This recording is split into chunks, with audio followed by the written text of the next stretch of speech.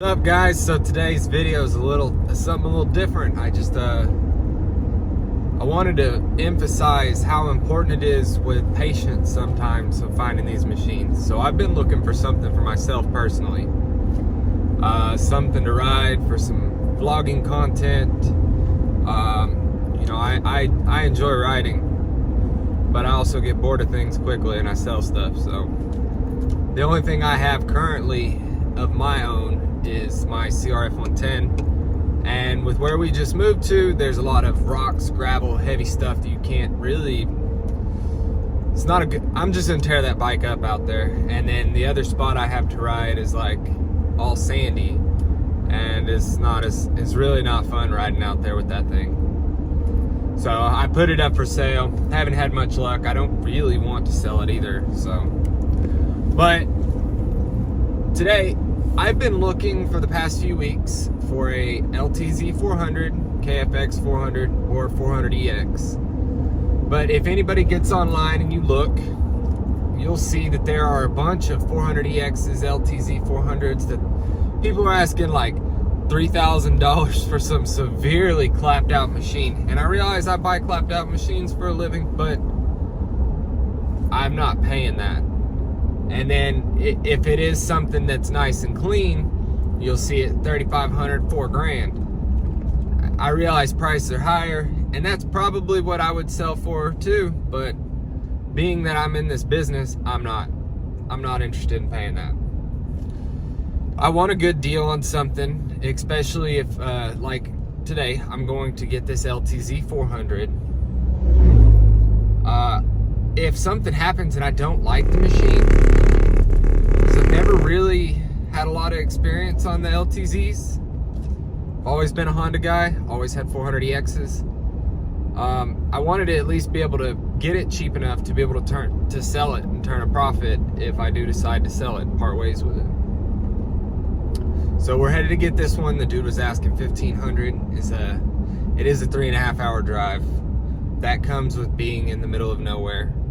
I'm in BFE, Oklahoma, so sometimes you just gotta drive far. It's not a big deal, at least not to me. I'm taking my wife's truck, so it doesn't cost me $300 in fuel though.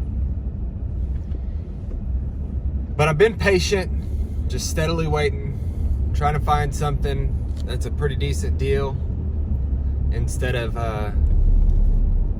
paying the premium. And I found this one. He's asking $1,500. He sent me a video of it running. I offered him $1,200 and he said sure. I said all right, I'll head that way. So plus side to being self-employed selling parts for a living, here it is 11:30. I'm an hour into this trip and I could just leave the shop. There's nobody telling me what to do. So we're gonna head up here and get this. I mean, especially getting it cheaper, I can have a budget to be able to buy some aftermarket goodies, because it looked all stock. It looked pretty clean from the photos. As long as it's got good plastics. They make an aftermarket headlight that's fairly cheap. They make, I'd like to get some nerfs for it. Probably an exhaust. We'll see. All right, so if you can't tell, the back there, we scored. The only downside was he told me the machine needed a clutch cable because it wasn't quite clutching right.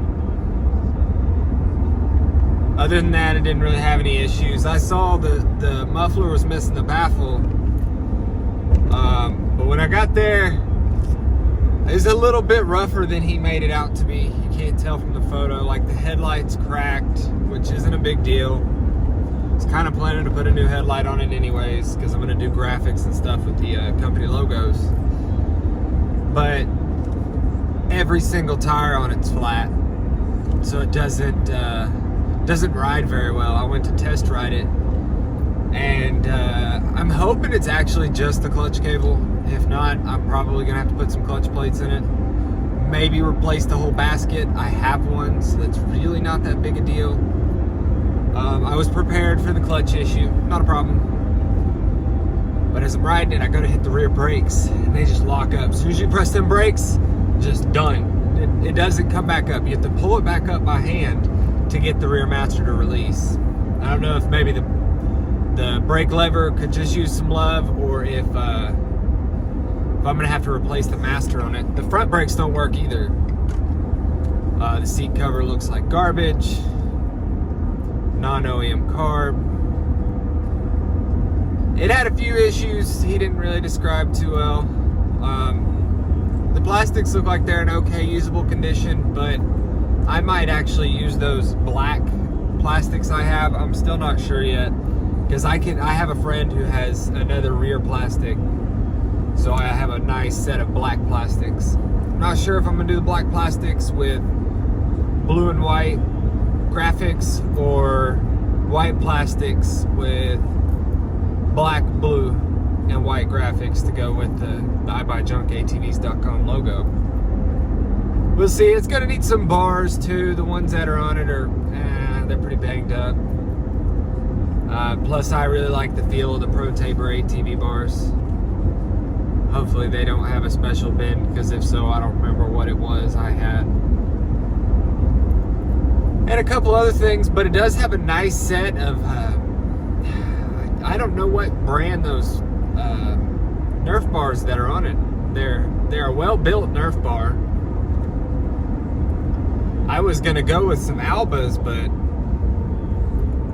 I mean, if it's got a nice, good Nerf bar on it, why switch it? I'll probably just throw some nets on it to look good and polish up some of the scratches out of that. Maybe I'll make a video showing me doing all this build stuff so you can see how I make it look good, because I can make this quad look really good with just a few things that I use, you know. So I'm still about 2 hours out from the shop, and I'm pretty sure I just missed my exit. So be right back with the quad. I'll show you some close-ups of it. So here it is. She's a little rougher than I thought it was gonna be. I picked it up, but I think I have most of the stuff to build it. This is bent. That's got a nice sized crack in it. Missing some of the front mounts. Missing some of the foot peg mounts. And I didn't take the seat off of it when I bought it, because he just fired it up, and the battery's sitting there. And that's how the carb is sitting. And now it won't start. Fired right up for him. Look at that. Quality work. You know what I'm saying? Bald tires. All but this one's flat. That exhaust is done for. It's gonna need a chain and stuff. But overall, I think it is a rebuildable machine. It's worthwhile.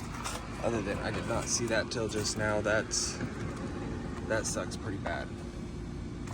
I happen to have a swing arm. I just wasn't planning on doing that kind of work to this thing. So that's a bit of a bummer.